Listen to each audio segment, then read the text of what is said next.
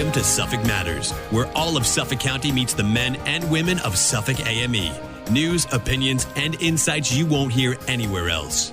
Here's your host, the president of New York's largest independent union, Suffolk AME's Dan Levler. Welcome to another edition of Suffolk Matters on Walk 97.5 and 94.3 The Shark, where Suffolk County meets the men and women of Suffolk AME. News and views you can't hear anywhere else. So my guest this morning is Jerry Laricchiuta. He is the CSEA Long Island Regional President. Good morning, Jerry. Good morning, Dan. Thanks for the invitation. Yeah, absolutely. And last time we spoke, you were in a different role.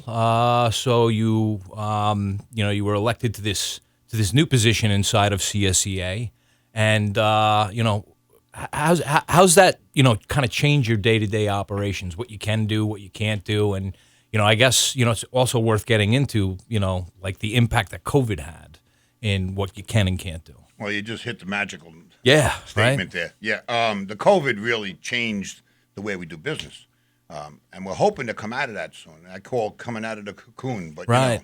And you're in the same position. Sure.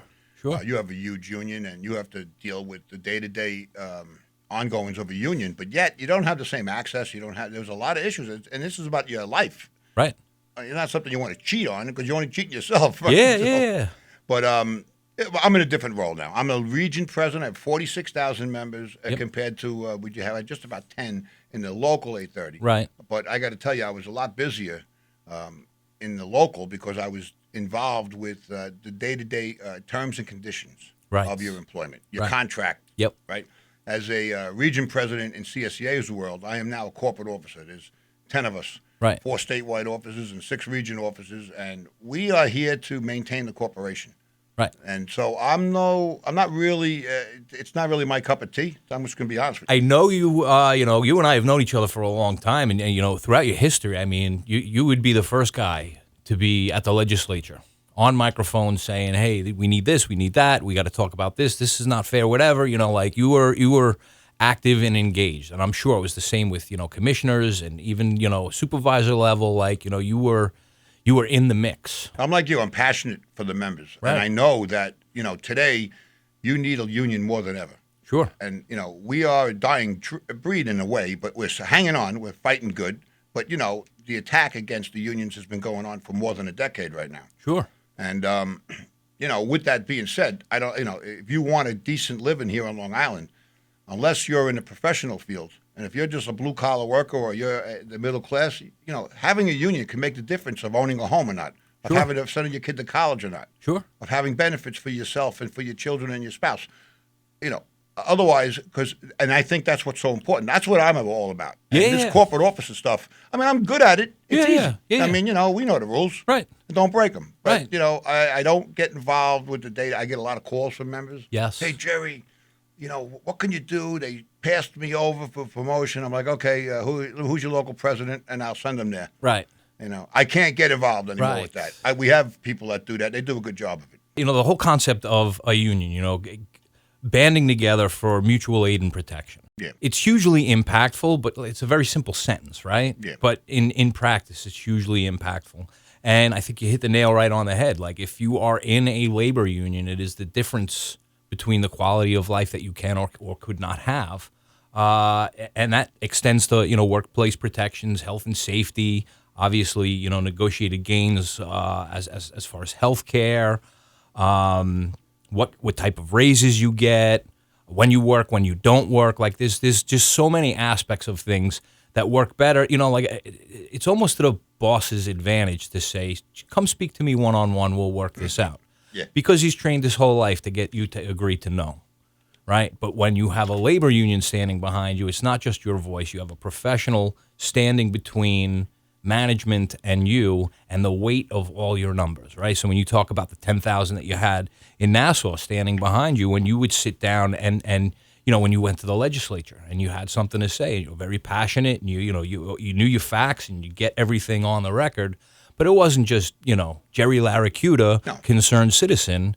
It was the voice of this collective, and it's, same in my role. Well, you're doing a very good job. I tell you, it's funny because I saw you when you came into this business in the beginning, and you've really grown into your role. and I've been watching you, and you're doing an excellent job, outstanding job. I know you just got reelected, didn't you? Yeah, just reelected, and I appreciate you saying that. One of the first meetings that I had was with you, and one of the reasons why I was having that meeting was because again, we had a lot of issues that were in common. You had a lot of experience, and you had the respect of your peers, and a big part of my job is doing things maybe I never did before. At that point when you first come into office, I don't know if people realize, when you get elected into some of these union positions, that's your job now. You take an oath, and by law, you're now considered an expert, right? Like a court would say, okay, you took the oath, you're now an expert on this issue and whatever else. You're right. We're not born into this work, and certainly, not everybody that gets elected can do it. Sometimes, we don't. That's why we don't want to turn it into a popularity contest, because that makes no sense. But certainly, you definitely. I've watched you, and now you are an expert. Now you're doing what needs to be done, and our members need people like us. Sure, they do. They need that, because you hit on it before by saying we're one voice. So 10,000 people. Yeah, it's not just Jerry's voice, but the union is the one. Right. Collectively, AME is the one for Suffolk County, and in Nassau County, it's CSEA. And that's what we do. We speak to the boss. Because if we had 10,000 people speaking to the boss, we'd have 5,000 getting screwed and 5,000 making more money than anybody else. Little side deals and everything else, yeah. So we got to, try and keep that all coordinated. But, just having that meeting with you initially, it said a lot about you, I think, in that, you had all this experience and all this, and here I am, a new guy, and you're like, yeah, let's sit down. Let's talk about, here's how I was successful. Here's things that you should be looking for. Here's things that, you didn't have to do that. What's remarkable is you and I mirror each other, because we're unique in the fact that we don't represent the police, obviously. Right. But we represent just about everybody else. Yeah. And a lot of those people do work in support of the police. Yes. And there's always been this dichotomy, both in Suffolk County and Nassau County. It's going to be there. It has been there, where the police they have a different avenue for negotiating. They have binding arbitration. We don't. Right. Right. So there's always been that little split between us, but we work together with them. Yes. But there is a difference between what a police officer at top pay makes and, let's say, a 911 operator. Sure. Right? Yeah. That's. You just said it. So, but that's the way it goes. Police are very important, right? And we know that. We don't want to. We're not looking to knock the cops out of their jobs or their salaries. Right. I'm on the record in Newsday 2-3 weeks ago. Yeah. They called me. I said, I have no problem with police salaries. It's Right. overtime. Right. And same with our salaries. 911 operators are always a target of that. Yeah. They make over six figures. Well, you know what? If you hired more, then they wouldn't have to work 700 hours of overtime in a year. Right. And so here's an argument you probably had a million times, just like I've had, a million times. When you sit down and you try and work out these issues, and you say, okay, well, you say you can't trust my data. I say I can't trust your data.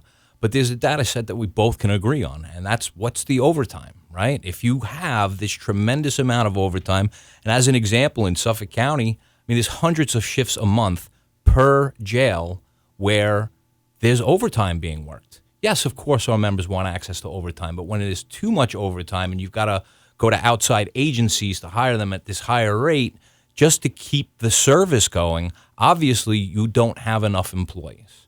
Right, so any of these departments, and I'm sure you found the same to be true, when you look at all the overtime rates, hiring is part of the issue. I asked them to figure it out, and they actually said to me at one point, there is a line where it's cheaper to pay the overtime for them than to hire more staff. I said, fine, then stop complaining about it. That's fine, but I don't want to hear in Newsday that so-and-so made $150,000, because you just said why. Because if you hired 3 more 911 operators, or cooks in the jail, or maintenance guys in the jail, or clerical people in the jail, where there's the most overtime. I come from the sheriff's department, so then you won't have the overtime, but your payroll will go up.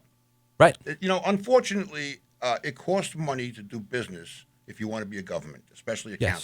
Yes. And God only knows how much our residents and you and I pay in taxes in this county, right? And in Suffolk and Nassau County. Sure. Right? So the residents are entitled to excellent services. Absolutely. Because they pay for it. Yes. And you know what? We provide them excellent services. But it costs money. Yes. Sorry. That's just the way it goes. If you don't want services, then I guess your cost will go down, but you're going to have nobody. You call 911 and they don't nobody answers. What are you going to do? I got to tell you, it is an excellent value to the public. when you weigh it against the cost of outside services. Oh, my God. So if they were to replace services that my members do or your members do with outside agencies, they usually end up being, political donors, and that's how they magically win the bid and whatever, that's just my opinion. No, you're right. I agree with you. That ends up costing there's lots a and multiplier lots. in all of these, Of especially in course. construction. Of course. So we can do a sidewalk for $10,000. They did the private guy costs you $30,000. So Right. there's a 3-time multiplier on it. Yeah. And then they're hit and run, right? I mean, listen, I'm not knocking. Some of these trades are great. Sure. But there's a time and a place for them. Yeah. We can't build buildings. They can. Right. But we can fix sidewalks. Right. We can put sidewalks and curbs in. We have guys that can do that. Right. We have guys that can do the parks, that can plant the trees. And it's not going to cost us a 3-time multiplier on it. Correct. So keep it in-house. And if you can't, then you go outside and you're willing to spend more money. But keep it in-house and you'll save the taxpayers millions of dollars. For specialty work. So in Suffolk County, we have licensed PEs, professional engineers. They are allowed to design anything, stamp it, and by law, you can build that thing. Instead, we hire outside firms to design a fence Yeah. that you have licensed engineers on the payroll that can do. You save the taxpayer money by hiring more licensed engineers and doing some of that work in-house. You want to still keep these outside firms in play. Let them review the design work that was done in-house instead of having the outside firm design it and then have it reviewed in-house. That makes no sense what you just said. But you maintain the liability, right? The county maintains the liability because it's still signed off by a professional engineer in their employ. So these are the arguments, people like you and I have made ad nauseum.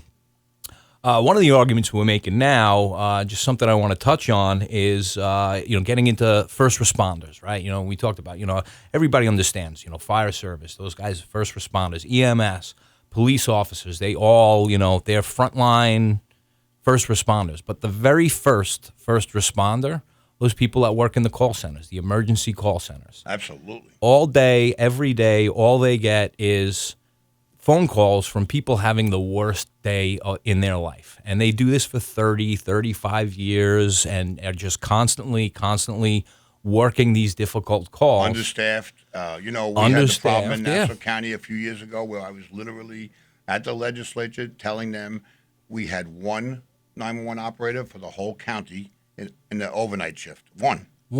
And this actually was, I had the proof. And we had the pictures taken, and then after that, they said, no more pictures are allowed. I said, listen, that's not the answer. Right. How about we get more people hired? Sure. So we needed 193. We were stuck at 160. Right. And they eventually got up to the 193, but it took like 3 years to get them to do that. Yes. But that covered the vacations and the sick leave. People get sick. Unfortunately, they get sick. People are entitled to go on a 2-week vacation. They're working, 800 hours a year in overtime. They're exhausted. Yes. And that's why these people are so important. Yeah. The last thing you want to do, you're hiding in the closet because that two or three people just invaded your house. They're doing a home invasion. Right. You're hiding your wife in the closet. You dial 911 and you get beep. Your call's very important to us. Please don't hang up. That was happening in Nassau County. That was happening. Yes. And that's so wrong. Yeah. Paying $16,000 a year in taxes and I get put on hold at 911. There's a problem with that. And we were monitoring some of the call times. So, from the time someone dialed to the time someone picked up, it shouldn't even be a minute. Right? No, just absolutely. my personal opinion. I believe the taxpayers agree also, but there were points in time where there was, 13-minute wait times. Basically, they're being put on hold. Right. And that's so sad. Because you could be down in Oklahoma where the taxes are like $2,000 a year. Yeah. And get picked up right away by the sheriffs. Now, I know we're busier, we're bigger. Yep. But hello, that's why we should have more call takers. Right. Absolutely. There's no excuse for that. Yeah. Because people are going to die sometimes over that. If it's a heart attack, you can't wait 13 minutes for somebody to pick it up. No, you cannot. You cannot. Right. Yeah. So, one of the things we're pushing for on the state level is we noticed these first responders, the people that pick up the phone and dispatch out the emergency service, whether it's police or fire or ambulatory services, doesn't matter. It all comes through that call center. That's right. We want the state to recognize them as first responders.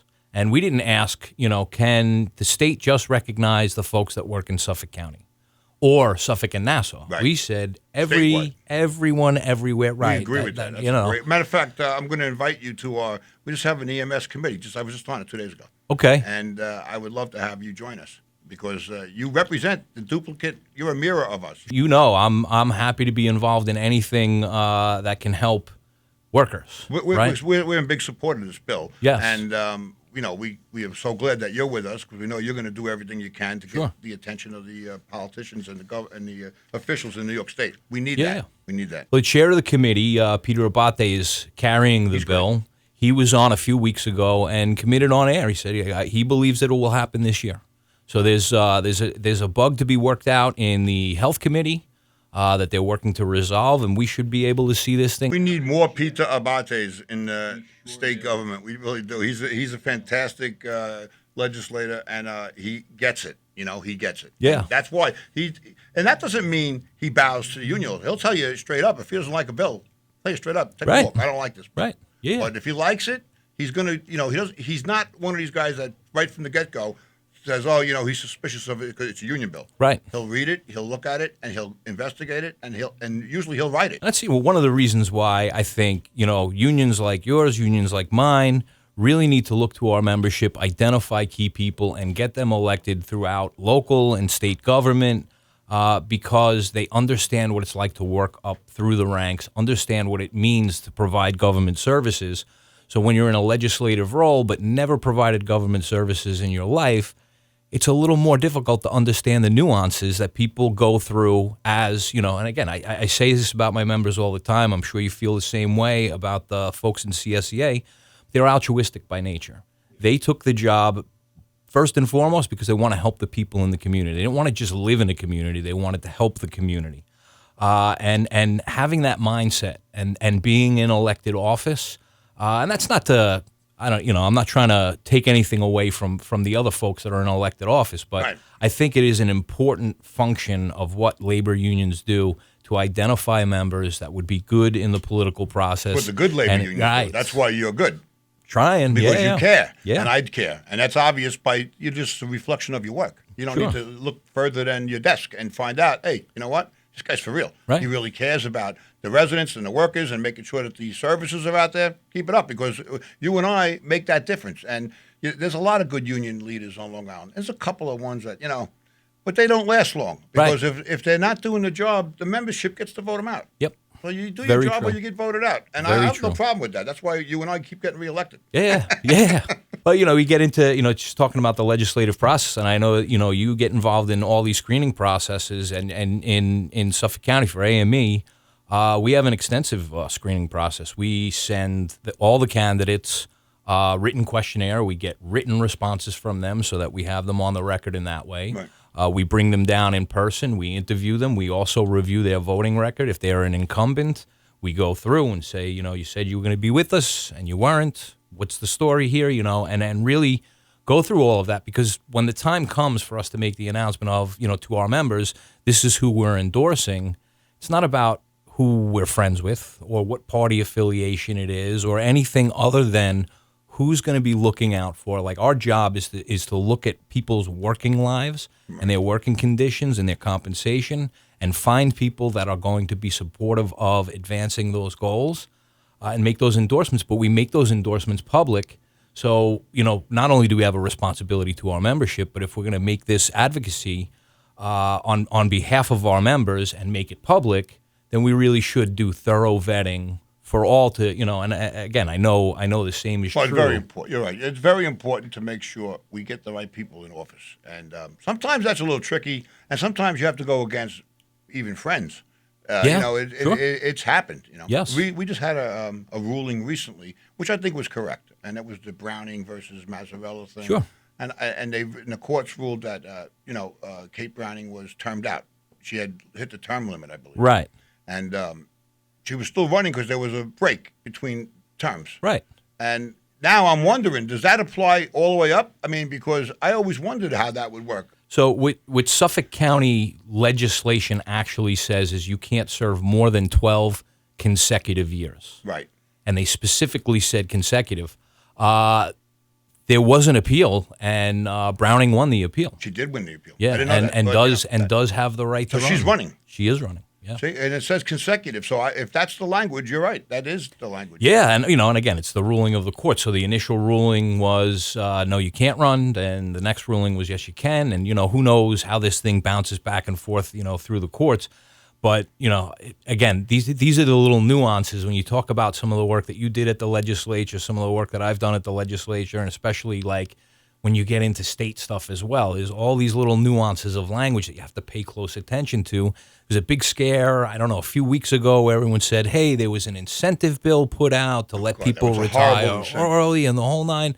But what it actually ended up being was someone pulling a small section of a piece of legislation. When you read the whole legislation, it actually had to do with psych evaluation criteria for corrections officers and nothing to do about a retirement incentive at all. You're talking about the state ERA? Yes. Okay. So, yeah, that was pretty, from what our political action folks in Albany are telling us, that was more targeted for Manhattan, for the 5 boroughs. Yeah, that's still in play. Yeah. This and is you had to be another... targeted for layoffs on top of it. Yes. Your title had to be targeted for layoffs in order to qualify. So right. Who the hell needs that? And I remember a particular county in the state of New York offering a retirement incentive on their own, separate and distinct from the state, and saying, we'll give you, I don't know, $10 per year that you worked here, so you get a small check on the way out. But then on the back end of it, it was an attrition rate of 2 to 1, right? So for every 2 people that left, only one person could be rehired. We can't afford that anymore, Dan. We were treated down to below safety levels right now. I know Nassau County, my old local. Yeah. I had 10,000 members for years. Yeah. They're in the 7,000s right now. Yeah. It's not good. And, everyone says, well, we're saving money. We're not saving money because you're spending the money on the contractors. And times 3. Yes. You're losing money. Folks, bring back the people that you want in-house. You're getting killed. You don't even know it because we're blind. The people that sit at home and work hard all day to pay their bills, they don't understand what's going on. They're not looking at it. They don't get it. If you have that much in savings and you're quoting these savings, then you should see that in the proposed budget. But you don't. Well, you can't have money for the contractors and say we have no money for the public workers. It doesn't work. Money doesn't. When the contractors have a 3-time multiplier. And I love when they always say, well, it's capital funds. Well, listen, the capital funds didn't blink an eye and pop up out of nowhere. They came from the general fund at one time or another. Yes. So exactly. Don't give me that nonsense that's capital funds. Take it back. Yeah. Switch it from capital back to the general fund. I know that's an issue. Right. But you know what? You need the people, keep the workforce in-house. And that's how you save money. A good government does that. They do that all over the South. And you know what? They don't have unions down there. Right. They have a lot of work, right to work places down there. So they're really screwing the workers is what's happening. Yeah. So that's why they're making out. But you can make out right here in New York. Yep. We can do this job for a lot less money than it is. And if it's a big job like 2-mile highway stretch, we get it. That's not for us. Specialty hazard diver for a pipe that's under the bay. Of course, you don't want to hire somebody for it. Right. But you're spending millions of dollars a year on small housekeeping projects. That's like a little, and we touched on it before. Sometimes these are political donors, so right. they get a little contract for $300,000. They're very happy. Takes them a week to do it or a couple of days. Sure. And they're out. And that's not good because our guys could do that job for about 50. Again, because of their altruistic nature, and let's assume that they don't have that. I believe they do. But let's assume you could hire an outside guy for more money or have an in-house person who's got something to lose if they don't do the job right. Who's going to do the better job? It's loyalty. The guy that wants to, you don't want to be the person that's in the paper, in your community having, done something wrong towards the taxpayers. So I'll give you a quick example without taking too much time. So years ago, it wasn't even this administration. It was a different administration. We go down and we check out. We hear that they're subbing out our work. So we go down to the state legislative building where the county executive's office is, and we see an outside contractor putting in ductwork. So at first glance, we don't know what we're looking at. We just know that they're doing our job. We have guys that do that, right? It's HVAC. And it's a big job. It's not a little bit. Right. The whole building on it. Major job. So we grieve it. Yeah. So number one, the contractor the bill was $180,000. That's what they paid. Right. And they had $100,000 of labor costs, which we won back in a grievance. So we won $100,000, so now the county paid twice. Yep. And then turns out that half of the ductwork came out. Yep. Because it was not the heavy grade stuff that we would have ordered. Because they're contractors and they make money on that. Right. So if they can spend $10 on a piece of ductwork instead of $30, they're going to do it. That's money in their pocket. Right. Yep. Now, I'm not saying I'm not knocking the private trades, but that was a small job that should have been kept in-house. Yep.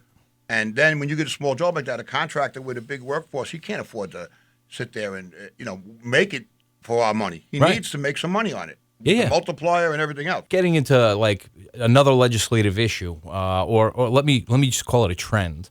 One of the things we're watching now is budget carve-outs, right? Where they put bills in budget carve-outs. Okay. So they put in bills that say at a point in the future, so like don't worry about it today, but at a point in the future, some of the money that would normally be decided by the budget is automatically allocated to this, it doesn't matter what. Good things, some of the things that they propose, we think they're good things, but you don't know what fiscally each year is going to happen. So the more you start carving out of the state budget, the local budget, whatever else to say this money has to go here, even though, there's not a lot of noise about it because it's not happening till later.